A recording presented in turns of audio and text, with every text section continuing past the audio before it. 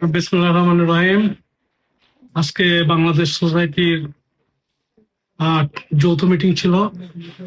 সেখানে আমরা যারা ট্রাস্টিতে নির্বাচিত হয়েছিলাম তাদের কাছে শপথ বাক্য পাঠ করানো হয়েছে।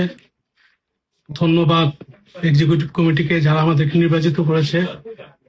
এবং আজকে আমরা আমাদের সরাসরি ভোটের মাধ্যমে ট্রাস্টি বোর্ডের চেয়ারম্যান নির্বাচিত করেছি আমাদের প্রিয় শাহনওয়াজ ভাই। ওনাকে আমরা ট্রাস্টি বোর্ডের আগামী 2 বছরের জন্য চেয়ারম্যান নির্বাচিত করেছি।